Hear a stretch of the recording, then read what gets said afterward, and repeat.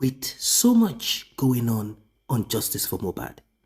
Sepeteri, you all know who she is. Queen Mother. I don't know Queen Mother of who or where. You know what we are talking about? We are talking about a woman that inserted herself into justice for Mohbad until we realized that she was not for justice for Mohbad. Until we realized that she was for the escape of Wunmi, Cynthia at the Banjo. So not so long ago, some couple of hours, if you've not watched that video, please do. Karimo dropped what I call bombshell.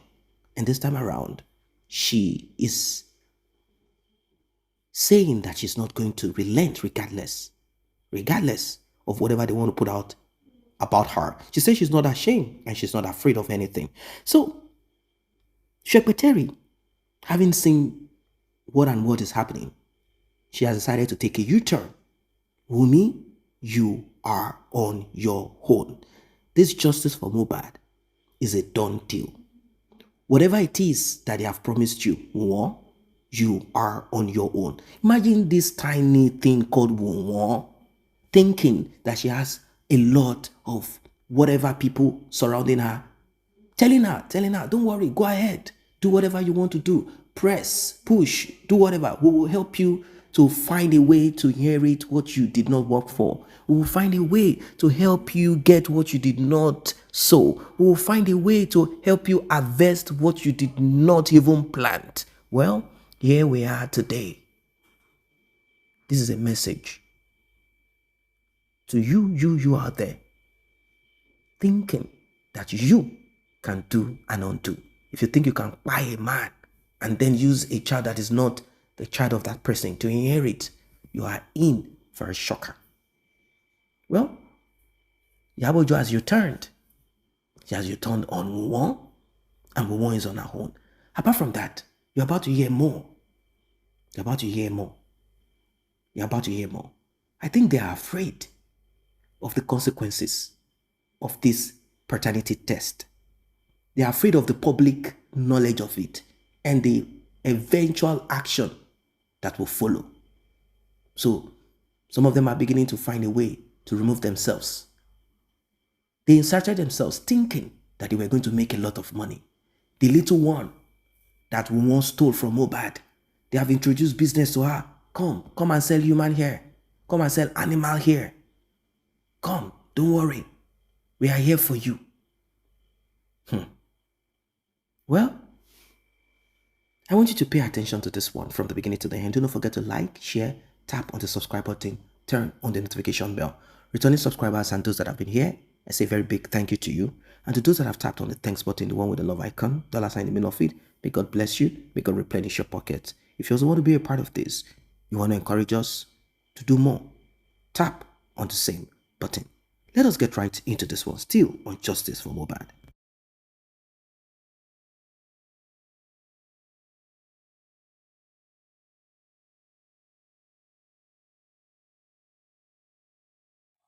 bó ṣe máa ní owó tiẹ̀ ó tọ́ mọ́ ẹ wo gbogbo àwọn ọmọ sísí tí mo ti rí àwọn influencer tó wà lórí Instagram kò séyìí tó lé okó mú bọ́mọ ẹ ṣe ń lé okó mú òwú tí ìyá gbọ̀n lọ́mọ wọn ibi tí wọ́n ṣiṣẹ́ kù ó fi nǹkan tó achieve láyé ẹ Sepeteri ó fi wọ́n wá rí òrógún ológun dàyàdé ó wá ń bíìdì àwọn ọmọ urgent 2K lórí Instagram ń sìn kọ́ tẹ̀lé olówó ṣọtírí wọ̀nyẹn máa block ẹ̀ pé lọ́mọ lọ́wọ́ Sepeteri gbogbo àtijọ́ tí mo ti mọ̀ ẹ́ lórí social media wá fi iṣẹ́ tó ṣe wọ̀n mí iṣẹ́ tó ṣe gbogbo story la gbọ́ lórí íńtánẹ́ẹ̀tì pé ọkùnrin ló lémúlémú the men that are already made you will be flaunting their wealth you will be calling them your husband mo ń bèrè lọ́wọ́ ẹsẹ̀ ibo ni bàbá jẹ́gẹ́jẹ́gẹ́ wà kí ló máa ń pè yẹn náà káṣánà tó pa àwọn ló ní kọ́mọ ẹ máa lé kiri ṣèbọ́ ọmọ ẹ ọkùnrin wà ń bẹ̀ ṣèbọ́ ọmọ ẹ ọkùnrin ju àbúrò ẹ lọ ó ṣe máa léyìn mú kó lọ fẹ́yàwó ojú òtí ẹni tó ò bá rẹ́ni bá ẹ sọ̀rọ̀ máa bẹ́ẹ̀ sọ̀rọ̀ ọ̀rọ̀ mi lè wà harsh ṣùgbọ́n òtòótọ́ ni mò ń sọ fún ẹ. Wo Hilda Basi, wo gbogbo àwọn ọmọ kéékèèké tó wà lórí internet. Wọ́n ọmọ yẹn jẹ́ papaya, mo kàn máa come across ẹni. They are already made. Ó wá jẹ́ pọ́kùnrin ló fún wọn o, kò jẹ́ ọkùnrin o. They are already made. Fún mi ní kankan tó mọ̀ ṣe tó wà made. Ashana, fún mi ní kankan tí wọ́n gan ṣe. Sorry. Sepeteri, fún ìgbà tó ń fẹ́ dínú mi láyè, bó ṣe ń show wealth ẹ̀ nìyẹn. To the extent pé ó lọ raṣọ wedding ní Nàìjíríà, ní Amẹ́ríkà, ipò fẹ́ ṣe wedding fún ẹ. Ìgbà tó ń fẹ́ sùlẹ́lẹ́ àti ẹ̀mọ́ ti sùlẹ́lẹ́ káṣírí tó wá tú. Ó tún fẹ́ pọ̀ lóun sìn, òun sáré lé, òun fi jíwa gan nú ẹ̀wọ̀n. Mo ò fẹ́ rí jíwa gan pọ̀ lò, fi jíwa gan tó kọ́rúkọ tiẹ̀ sí pé iye.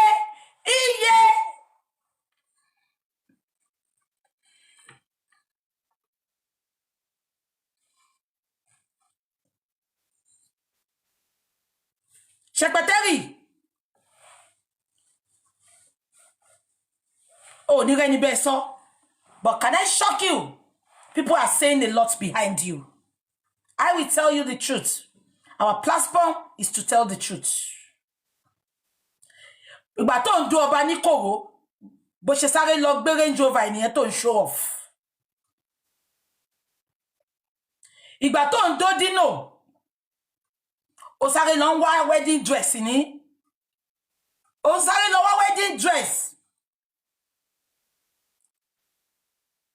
ní Amẹ́ríkà. Ó ṣe jẹ́ pé òrógún ológun dàyàdé ni wọ́n máa ń ṣe. We want to see your wealth. Oh, train ẹ̀. Tó ṣe máa sọ fún pé anything tí ọkùnrin bá fún ẹ, addition ni. Ọkùnrin ò fẹ́ obìnrin tó máa demand fún ọ. They want, àwọn gan fẹ́ a well ready-made woman as well. It is not about whatever you are showing off. It is about your good character. It is about what is upstairs. Am I communicating?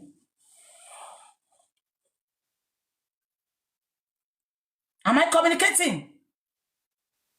Ṣùgbọ́n ò lè kọ́ mọ́ ẹ̀. Ìgbà tó jẹ́ pé òun tí ìyá gbọ̀n lọ mọ́ wọn.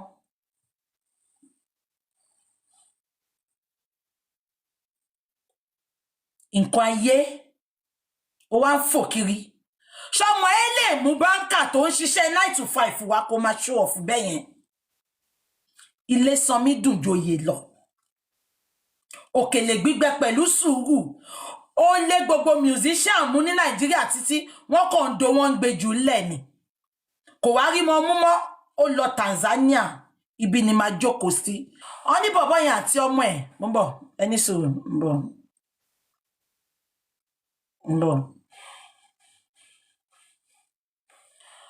Wọ́n ní bọ̀bọ́ yẹn òun àti ọmọ Sepeteri in chats. There are some chats that are not meant for the social media. Just because ó ti kọ́ ọmọ ẹ all your life, Sepeteri, you just want to pepper what is not peppering. I've told you, peradventure, you might not even meet all these people in your journey of life. Abeg gbọ́ mi. Ọmọ ẹ wá ń bá boyfriend there chats. Ó wá ń ṣe, I miss you. I want to come. Let's move the wedding to December. What a desperate little girl. Is she that desperate?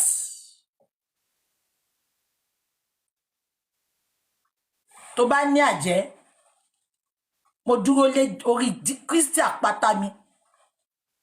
Ní ọ̀sán yìí. Sepeteri, tó bá ní àjẹ́, mo ń sọ fún ẹ pé àfi tó bá ṣe dáadáa lọ́rọ̀ Mohbad. Tí ò bá ṣe dáadáa.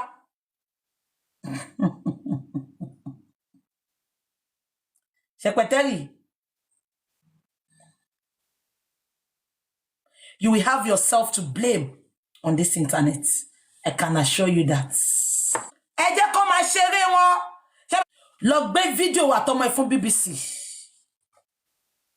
Ṣùgbọ́n lórí ọ̀rọ̀ Mohbad, there is something called karma. Sepeteri, what you serve, you will get. Gbogbo nǹkan tó ṣe fún Naira Marley pátá. It will go back to Okomo in billion folds. àfi tó bá ṣe dáadáa. Ṣó mọ̀ pé mi sọ gbogbo eléyìí but mo rí fídíò tó ṣe tí mo dẹ̀ máa play. Sis mi, ẹ bá mi send àwọn videos tí mo need yẹn. You said and I quote. My sọ reason tí mo fi sọ gbogbo eléyìí lọ́sàn-án. Oh, sínú plan mi rárá. But when I saw that video, I was like, wow. Kó máa bá ṣẹpẹ̀. Ó fẹ́ kó máa bá Àṣànàjà. Ipò wò dẹ̀ lè bájà. Ipò torí ọmọ lọ́mọ. Ẹ bá mi send video yẹn tẹ́ bá ní. Ẹ jọ̀ọ́ mo fẹ́ sáré play ẹ̀.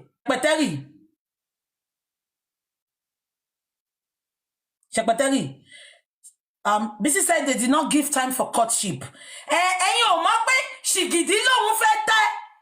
Ó ní kán gbé òun lọ sódò lọ wẹ̀. Ọlọ́run tó sọ pé òjò ẹ̀sìn Sepeteri ti ṣú tó ti di dandan kó rọ̀. Òun ni ò jẹ́ kán court. Òun ló ń ṣe tó fi ń ṣe ẹ̀sìn àgbáyé. Òun ló mú tó fi ń gbé wá sórí internet. Ìtorí tó bá fún ní breakfast ká lè tètè rí. Ẹ bá mi bi òun sẹ́. Ibo ni kí ló máa ń pe kí ni táàmì ẹ̀yẹn náà? Forever is the deal. Ibo ló wà lẹ́ni. Olórí burúkú wọn. Wọ́n ti rẹ́ tí ò lọ́kọ. Okó ni number 1 nínú ayé wọn. Okó ni.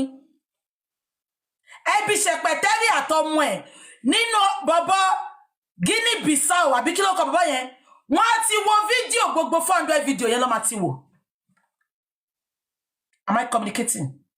Ibo ni fọ̀rẹ́ ẹ máa ṣe orí burúkú ẹ máa gbé òṣì wá sórí internet fáwọn èèyàn.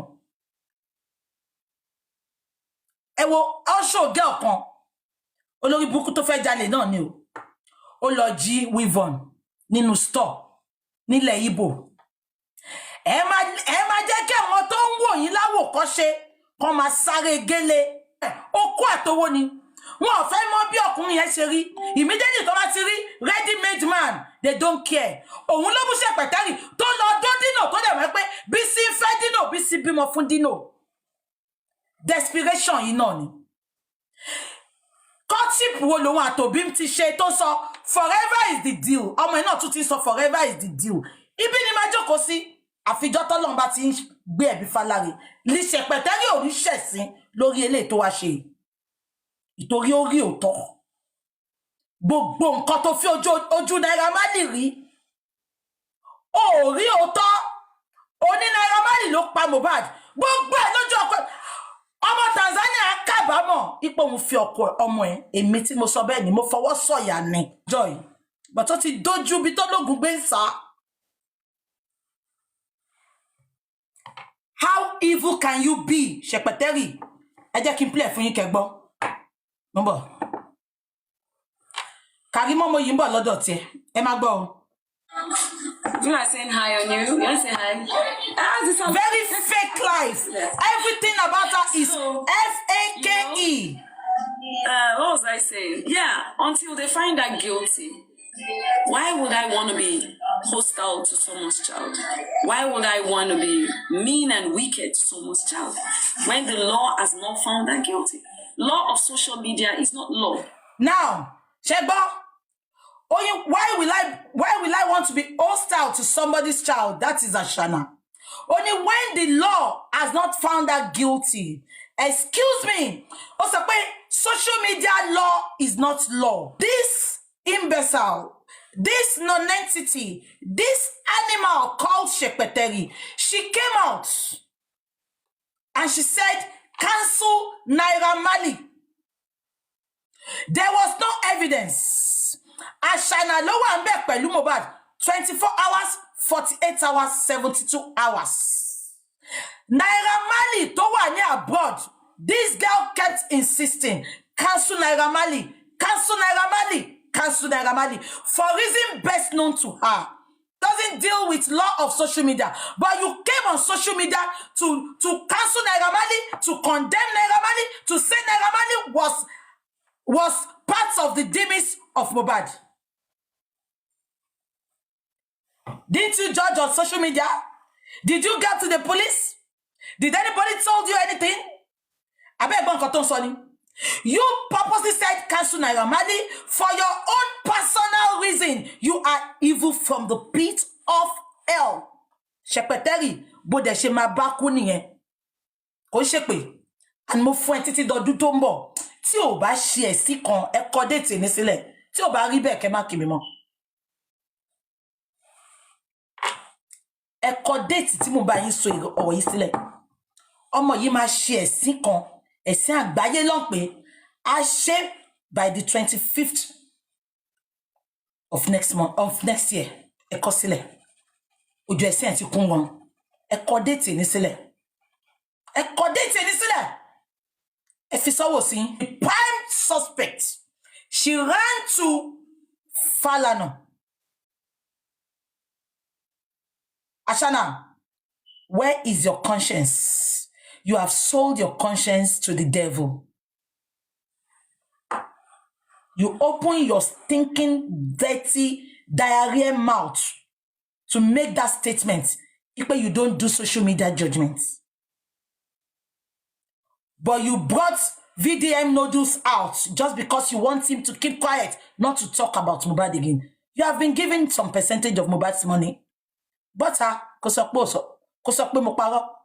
showcasing Ashana or showcasing Papa Lolo.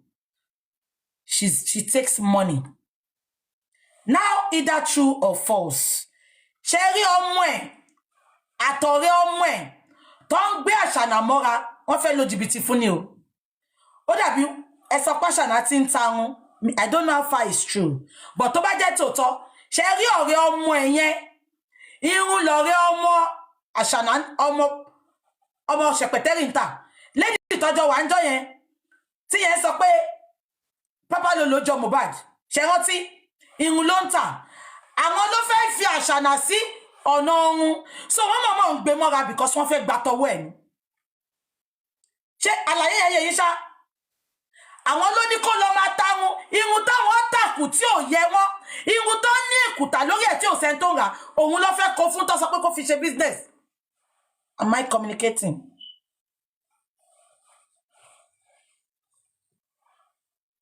Ìgbà tó wà tọmọ British jọ ń ṣe. Ọmọ British òun ló ń ra ticket tó fi wá sílùú ìfún. Ọ̀rẹ́ benefit ló máa ń báyàn ṣe. Tí ò bá ti ní nǹkan tó fẹ́ gbà lára ẹ̀ kò lè bẹ ṣọ̀rẹ́. Ẹni kó bọ́ta ẹ má gbàgbé pé lórí burúkú Sepeteri ó sọ statement kan. Ṣé rántí? Ó lóun ò mọ Mohbad. Ó ní London táwọn travel wá ní Mohbad ti sọ̀rọ̀ Ashana fóun. Ṣé gbogbo yín rántí? Ṣé gbogbo yín rántí? Abẹ́ ti gbàgbé, ẹ bá mi confirm. Ó lóun ò mọ Mohbad. Ó ní London táwọn wá ní Mohbad ti sọ̀rọ̀ fóun. Ó lóun ò rí Ashana rí. Ó dẹ̀ tún confirm fún aṣẹ rántí. Ó sọ pé òun ò mọ Ashana. Ó ní ìyá Mohbad ló sọ nípa Ashana fóun. Ó dẹ̀ sọ pé you don't judge based on social media. Ìyá Mohbad sọ̀rọ̀ Ashana fún ẹ. Ṣé wọ́n ṣe investigation? Ó ní ìyá Mohbad ló sọ fún ẹ pé èèyàn dáadáa l'Ashana. Ọmọ dáadáa ni ló ṣe support ẹ. Ó tún wá sọ sí pé ìtorí pé you don't judge with social media. Èwo la fẹ́ believe. You just lie with your pẹ̀lú mú ẹ tó dàbí ìgbà tẹ́lẹ̀lẹ̀ bá ṣí tó bá ṣí mú sókè ẹ lọ wo mú ẹlẹ́dẹ̀ kẹ́ wo mú ẹ. Mo fẹ́ kó mú ọkùnrin kan jáde tó gùn ẹ́ tó láṣeyọrí tó láṣeyege mọ́. Tí ẹ fi wọn wá ṣọ́ọ̀bù tó ti ń tàmàlà. You are fake from the pit of hell. Má lulẹ̀ ní. Ṣé gbogbo yín rántí? Ìgbà tó ń tẹ̀lé ọmọ British tó lóun fún PA òun ní mọ́tò. PA yẹn ló wá tó àṣírí ẹ̀ pé kò fóun mọ́tò. Fake ní mọ́tò tó fóun. Queen of Olule Nation ni. Queen of Olule Nation. Ẹ bá wa bí Queen of Olule Nation. Ṣé fake life gan kò wá expensive ju normal life tó ń ṣe lọ ni? Ó rí fíìmù ṣe látijọ́ ẹ̀. Ìgbà tó gba percentage owó Mohbad. Ìgbà yẹn ló lọ ṣe làbákẹ́ olóṣó. Kí ló fẹ́ ṣe náà ju ìtàn ara ẹ ló fẹ́ pa ń bẹ̀ lọ. Àwa dẹ̀ bá analyze based on what Ashana put out on social media. Ó ti sáré gbé charity account ẹ sílẹ̀. Ó ní kàn máa dáwó sí. Ipe Papa Lolo nídìí owó. Ẹ wo lórí burúkú. Tony, I don't deal with social media law. Jọ, ṣé ìyá ẹ tó ya wèrè tó fi ṣé ni wèrè dè mọ́lẹ̀ tó kúkú owó nígbà tó fi nǹkan kan lára ìgbà tó lọ ṣògùn òkìkí náà ò ní. Abẹ́ gbọ́ mi.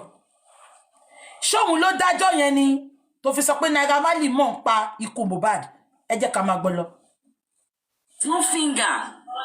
No fingers, according to the statement that was written. So I'm not going to join anybody. If they let them... Chamber, according to the statement that was written, the statement states, and I quote, and you all listen to the police statement. Statement our police car in country Ashana kọ fún wọn lọ́nkà. Because statement Ashana give ní court òun lọ́lọ́pàá wá kà fún wa. Ọlọ́pàá ò tí gbọ́ statement lẹ́nu gbogbo àwọn tó jẹ́ kó gbọ́ statement. Now statement yẹn ni ọmọ olórí burúkú yìí ló dúró lé ló ní Àṣànà ò mọ̀ pa ẹ̀. Àṣànà ò mọ̀ pa ẹ̀. Ìwọ ló sọ fún wa pé inú ilé ni Mohbad kú sí. Ó béèrè lọ́wọ́ Àṣànà pé ṣé bó wà nínú ilé ìgbà tí Mohbad kú. Ó mà sọ. Ó béèrè ni. Ọlọ́run á bí ẹ. Àdàbí àbí wọn o, àdàbí àbèrè. Sepeteri. Wàá ṣẹ̀ sí àgbáyé ní 2025. Kingdom come, let them curse. Every curse. Emi, orí mi lè bàjẹ́. Orí ò lé. Let me now tell you, Sepeteri. Tó bá hùwà èpè á mú ẹ. Tó bá hùwà àdúrà tó bá ń ṣépè fún ẹ, àdúrà ló máa jẹ́ fún ẹ. Ṣùgbọ́n mi sọ fún ẹ lẹ́ni Sepeteri. Kò sí bórí ẹ ṣe lè jẹ́ coconut head tó. Gbogbo character to take nínú justice for Mohbad. Gbogbo character to take. Gbogbo nǹkan tó ju Mohbad rí pátá lọ́wọ́ Sepeteri. Bẹ́ẹ̀ ni nǹkan tó ju partner ọmọ ẹ máa rí. A sọ fún ẹ pé Ọlọ́run ju alábòsí lọ. Make it make sense. Afọ́jú náà ló máa fáfọ́jú. Àbí kí ni mo sọ? Wọ́n mọ tíjú. Wọ́n máa sọ̀rọ̀ báyìí. Speech wọn bí dìdìrín ni. Kò sí yàtọ̀ nù àtàwọn Equatorial Guinea. Wọ́n máa cross fork ara wọn ládùúgbò ni. Ó ti ẹ̀dá. Òwú ìyá gbọ́ lọ́mọ máa wọn. Ṣèbọn ní Sùlẹ́lẹ́ náà. Ògùn Sepeteri. Àìmọye òbò ló gbé lọ fún Sùlẹ́lẹ́ tó ṣe tírísọ́ọ̀mù. Tírísọ́ọ̀mù kọ̀ntínú nù nǹkan wọn ni.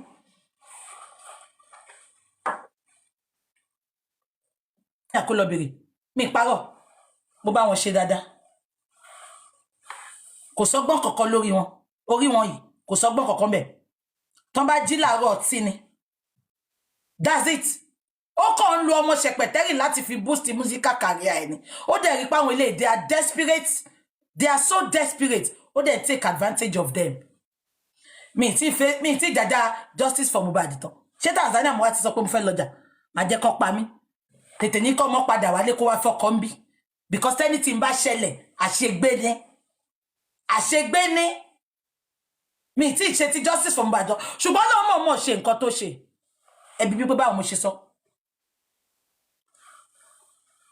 bó ṣe bá ti Mohbad jẹ musician ni Mohbad àbí gbogbo nǹkan tó ju Mohbad rí á padà lọ bóun náà ẹ wá sọ pé ọmọ lọ fólórin wáyé olórin. We have a lot of cool-headed, beautiful, lovely men in Nigeria. Ṣé fẹ́ gbọ́? Immediately tó ti jókòó sáàrin wọn, tó bá ń sọ èdè ìlú wọn gan, ó máa feel intimidated. No, ẹ jẹ́ ká sọ tòótọ́. Tí n bá wà láàrin Igbo, tí Igbo bá ń sọ èdè wọn, mo máa feel pé ọ̀rọ̀ mi ló ń sọ. No, ẹ jẹ́ ká bẹ̀rẹ̀ láti bẹ̀. Rest of my son, because I never brought my son to the public. Anything I come to the public to tell you about my son was just for people to learn. People to learn from my mistake. And as parents, I want people to learn. Am I communicating?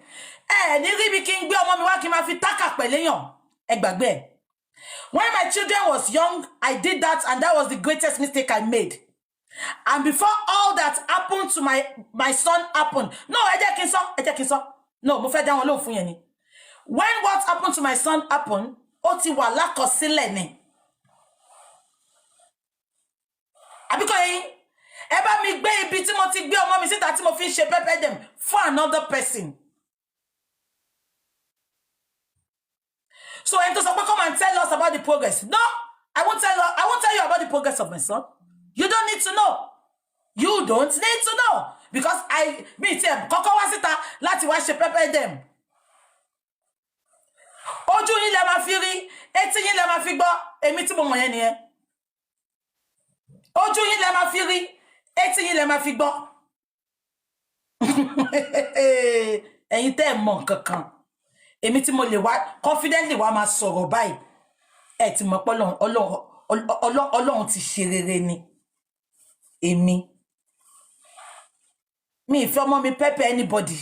Láyé mo sọ ẹ̀yin àjò èmi àtọmọ mi fún yín.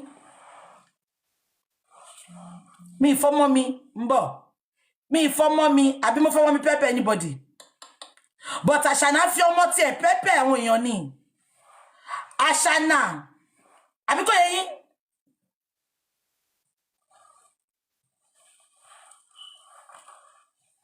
Ẹ̀yin olórí burúkú ọmọ, ẹ̀yin ọmọ ọjẹ́ 2K, ẹ̀yin aláyé bàjẹ́.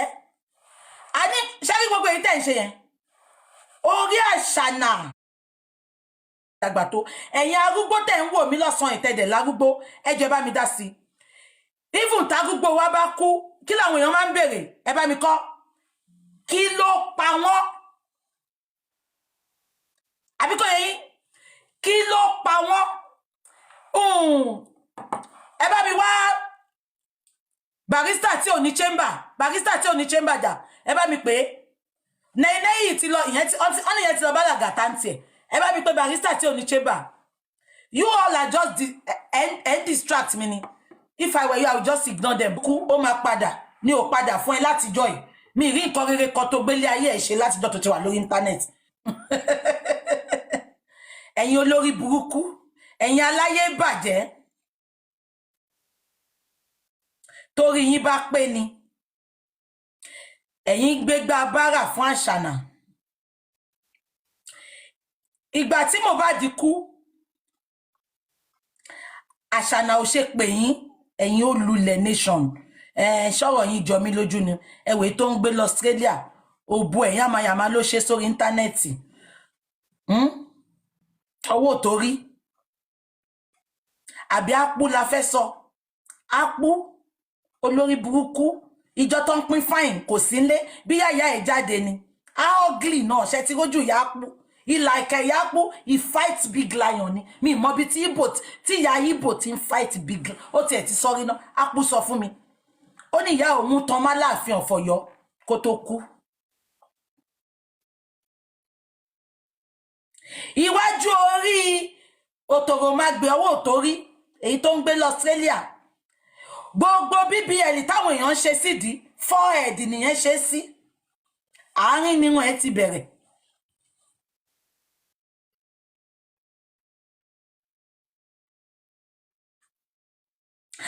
Àbí olórí burúkú ọ̀rẹ́ dàftì tójú yẹn dàbí ìgbà tí yàn bá ṣe ń kọ́ bí tó gbàgbé fi epo sí.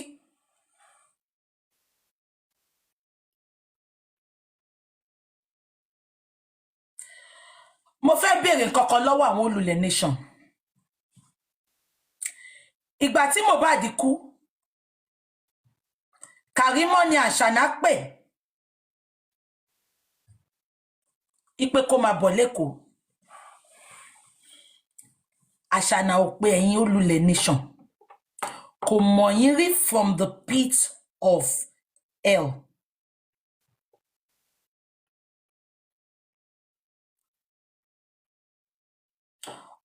Ọ̀rọ̀ Mohbad ṣẹlẹ̀ tán ni gbogbo wa ń wò pé ká support. Oníkálùkù dẹ̀ lọ pitch tent ẹ̀. Síbi tó feel pé justice matter was served.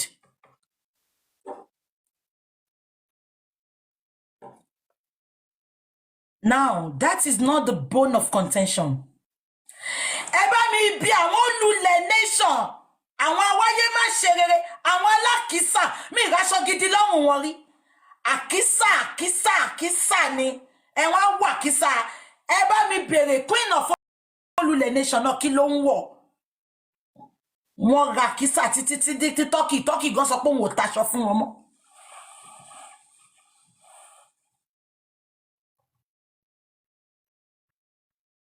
Abẹ́gbọ̀n mi. Ẹ bá mi bi àwọn olùlẹ̀ nation ṣé wọ́n fẹ́ mọ ìyá ọ̀ṣọ́ ju ọ̀ṣọ́ lọ ni? Ẹ̀gbọ́n Àṣànà ni Kàrímọ̀ náà.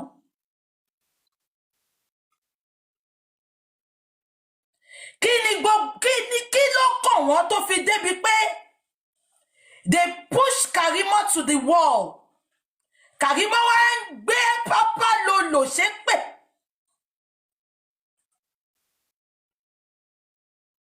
Olùlẹ̀ nation ṣé ìgbésí ayé yín fẹ́ bàjẹ́ ni?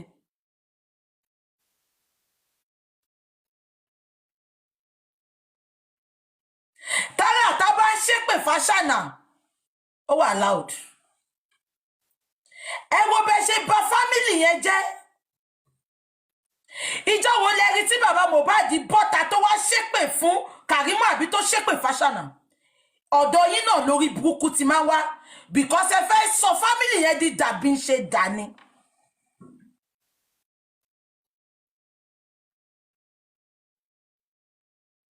Nǹkan tó lè mú Kàrímọ̀ tó bọ́ sínú plane tó kó ọmọ ẹ̀ méjèèjì tóun náà lọ tó fi ọkọ sílẹ̀ l'Amẹ́ríkà.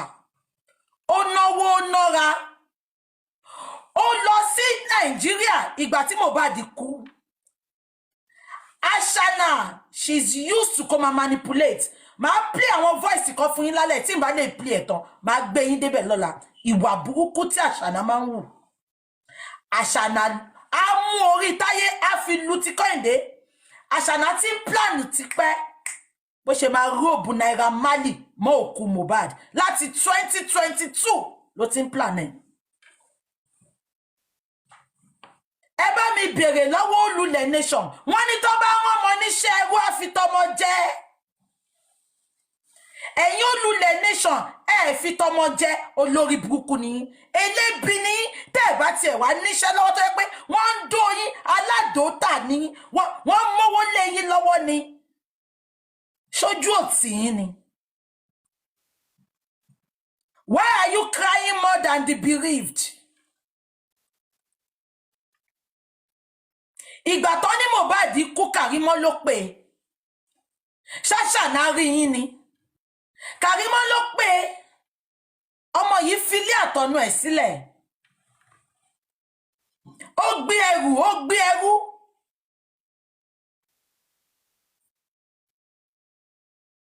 Ó lọ sí Nàìjíríà. Ó dé Nàìjíríà. Ojú ẹ̀ rí oríṣiríṣi. Ṣùgbọ́n ó rò tí ẹ jẹ́ ọmọ ọ̀yá. Ó ń sọ̀pọ̀tì Àṣànà. Ẹ jẹ́ kí n gbé yín débẹ̀ yẹn ní ẹ̀yin olùlẹ̀ nation. Àṣànà ò nífẹ̀ẹ́ anybody. Best friend ẹ̀ gan gbà tó wà nínú ilé Mohbad tó wà nínú ilé Naira Marley ẹni tó dúró tí ó dá ká má wá sọ ẹ̀yin tí Àṣànà mo dẹ̀ lè bẹ́ẹ̀ tí gbogbo ayé mi Àṣànà ò bá kọ́kọ́ nu wọn sọ̀rọ̀ mọ́ tó bá ní Àṣànà ń bá wọn sọ̀rọ̀ ó ṣẹ̀ṣẹ̀ unblock wọn ni wọ́n fẹ́ èmi sọ fún yín Àṣànà ò bá kọ́kọ́ nu wọn sọ̀rọ̀ tó bá ní Àṣànà ń bá wọn sọ̀rọ̀ àbí tó bá pe Àṣànà wọ́n ṣẹ̀ṣẹ̀ bá wọn sọ̀rọ̀ ni.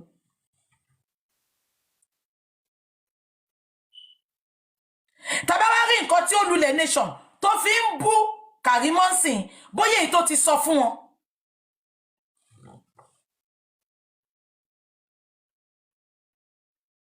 Thank you. Kàrímọ̀ sọ pé confirm.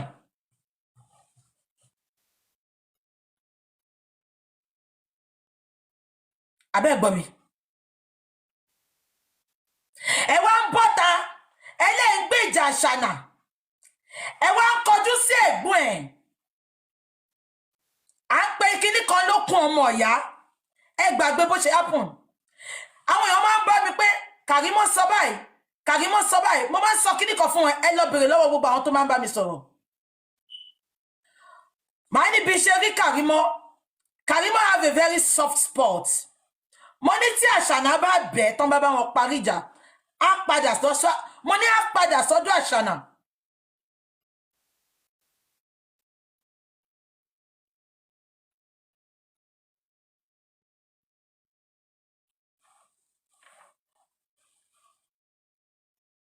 ẹ wá fi ẹrù tiyín sílẹ̀ ẹ wá gbé tiyín sórí ẹ ń sọ pé ẹ máa pa ọmọ Kàrímọ́ ẹ máa ṣe báyìí fún Kàrímọ́ ẹ máa ṣe tọ̀hún fún Kàrímọ́ ṣe ṣí èrè ni sórí burúkú fẹ́ bá yín ni kí ni Kàrímọ́ ṣe fún yín ìtòrò ń sọ nǹkan tó mọ̀ nǹkan tẹ́ ọ́dà lẹ́ ń gbà náà ẹ ń come for Kàrímọ́ she kept on telling you don't come for me when you come for me I push a lot of things out.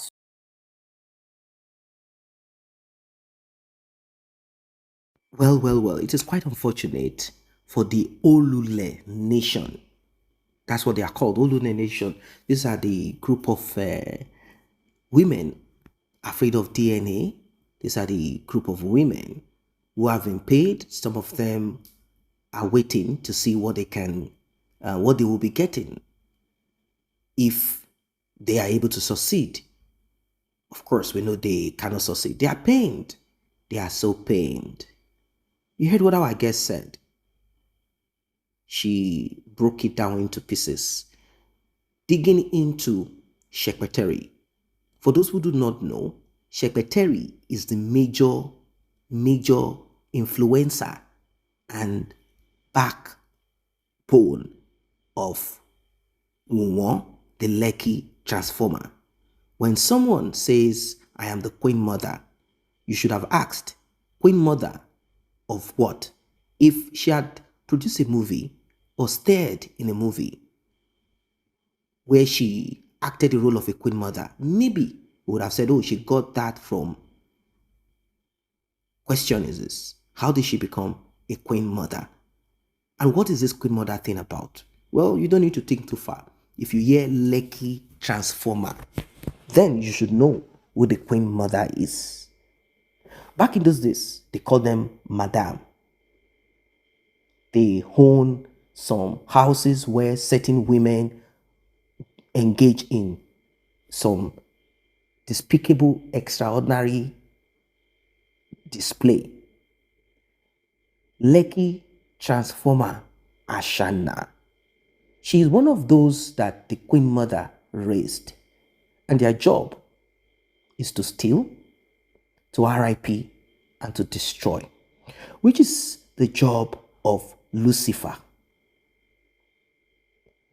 Now, Karimo gave us a little insight into the kind of family that she's from her maternal side, and how she has struggled in a place of prayer and also with her mind functioning to break from this curse. She said somebody must cry, somebody must RIP in the life of these people as husband. He said, how can my auntie have gone through 6 men, 6 husbands? My mom, 5, maybe still counting. And not just that, my mom did not stop at that atrocity. She laid with her cousin and gave birth to Wunmi. Wunmi is a product of incest, while me, Karimot, I'm a product of a one-night stand. She didn't stop at that. She went further to let us know the diabolic, wicked, evil activities of Wunmi. And that Arosha, the so-called Mbama, Mohbad's so-called uncle, Mohbad's mother, younger brother, the wife that he married, they say she's also into these Kayamata things, and that Mohbad has been locked, not just with the Kayamata, but they've gone to different places to lock the mind of Mohbad down. Now, how does this connect to the Queen Mother? Obviously, as a Queen Mother, our guests buttressed on what we have talked about on this platform before, where we all saw the Tanzanian hoping to boost his dead music career. Well, let us say in his quarters in Tanzania, he has some fans there. But he was thinking, oh, Nigeria, Iyabo Jo, mother, actress, oh, Naira Marley, Iyabo Jo, what she does is to push her daughter to all of these people. Like, look, if they must bench you, at least let these guys that have fame and money, let them bench you. I want to raise you up like the Kardashians, so that when they bench you, even if you leave them, you have a high profile. The next guy that will want to come across will not be a low level. Learn from my mistakes. But she is always announcing audio house, audio business, audio shop, audio this, audio that. So she eventually pushed her daughter somehow into this Tanzania guy. They did this shameless, shameful thing, welcoming, she did all of these theatrics. When she also went down there, they also did the drama, trying to raise the profile of this guy so that people will talk. But this guy, being that he's not a Nigerian, he does not know the kind of person that is hooking up. And we also hear that the guy has some baby mamas that he had there. I don't want to go into it because I don't know much, but I just saw some few talk here and there. The thing is this guy was hoping. This guy was hoping that was going to boost his career. He was hoping that was going to boost something by attaching himself to Olule Queen Mother Sepeteri. He released a song using Olule's daughter to promote it. Nobody listened. Nobody cared. This guy was trying to reach into the Nigerian market, hoping to gain followers, hoping to gain fans. But we don't listen to that sound. We don't listen to that. We are not even Francophones. We are not even, is it Portuguese or whatever it is they speak in that country? Is it Spanish? We don't care. We don't do that. People said, no, you have gone into the trap, a place of no return. Didn't you seek for advice before attaching yourself? Anyway, they are trying to get married, and they said Queen Mother released a private chat, a chat that is not supposed to be made public. Queen Mother released a private chat between the so-called fiancé, Tanzania, and her daughter to spite people. Because people were saying, as long as you don't do right by this justice for Mohbad, you will be punished. You will be dealt with. And the same way Mohbad died, you too, you will go and sit with your daughter on this one, because your daughter is also going to buy the Tanzania guy. When your daughter is done with that, then we will see, maybe we'll be saying justice for the Tanzania guy, or whatever it is that is going to come out of it. You heard her voice where she's saying, why would she be against Wunmi until the court proves? But it is the same woman that was saying Naira Marley should be cancelled because Naira Marley did not fulfill what she wanted. What she wanted is what this Tanzania is doing. She wanted Naira Marley to fix her daughter to himself, or to maybe, is it Zinoliski or whoever, because I don't know. She wanted her daughter. But this guy said, I want 3 and some. I want mother, daughter, and maybe some other person. That's what I want. That's where the story of the 3 and some came into it. Till today, the role of Gisle's lover and Iyabo cannot be looked in a good way. It can't be looked in a good way because what they did is horrible. What they did is terrible. That was what brought Gisle's lover down into the mud. People were still flowing with Gislover because Gislover was producing something to take depression away. Of course, I'm not saying it's a good thing. There are certain things about people that should not be made public, but somehow Gislover was throwing these things out and people were like, okay. But this case of Mohbad, Gislover flopped. Then people started talking about the face behind Gislover, which I care less about. It doesn't matter. We don't want to even know who Gislover is. We are talking about justice. Very important. That's what we care about. Anyone can remain incognito, anonymous. It's not relevant. But we are talking about justice. Because justice for one is justice for all. And it is important that we all remain focused. Very important. You heard what our guest said. She wants us to see who has been behind this, pressing and pushing this rubbish. And she said, you know what? The little money that she has stolen is what they are about to clear. And she's even telling us that every time Queen Mother takes picture or puts out video of herself and Wunmi, there is a price to be paid. And I remember Karimo saying that all of the audio recordings, voice notes, or any conversation made or calls in that house where Wunmi went to spend, I think, 2 weeks, everything has been recorded because they will use it against her to blackmail her. There was a time she even said that Gisle's lover had called and that Gisle's lover has a child and that Gisle's lover is a female and not a male, that she's dark in complexion or something like that, a bit plumpy. How? She said when Gisle's lover called Wunmi to talk, mistakenly, of course she wasn't putting her face, mistakenly it showed her legs and the face of her child, and she quickly took it off. Now, it is irrelevant if it is Sepeteri, if it is Bush Baby, Tonto. We care less. What we are more concerned about is the justice for Mohbad and how it will be gotten. It is time for Wunmi to confess. Confess. And if you don't want to confess, you will be spending your time in jail.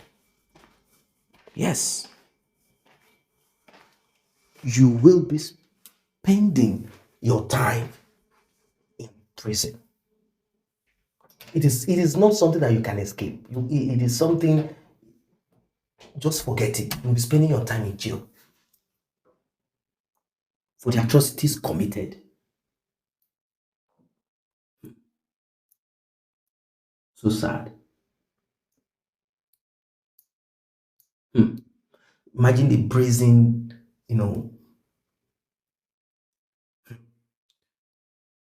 so brazen. Their mind is at rest. So brazen. Imagine. So brazen. Imagine how their mind is so focused on how they can reap from where they did not sow.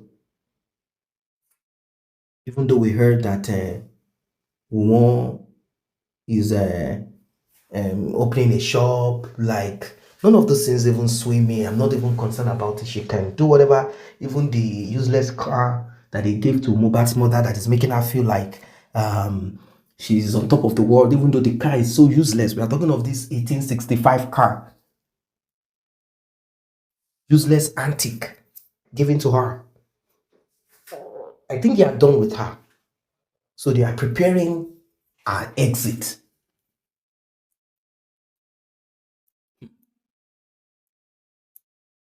Like play. They are preparing our exit. So one day they will say, whilst they were driving, then the car had a brake failure, and then somehow something happened, and then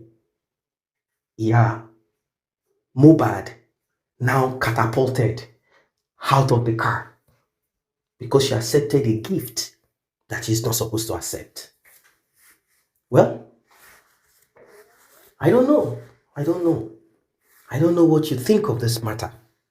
You heard what our guest said. You heard all that Bookie just said. See you guys in the next update.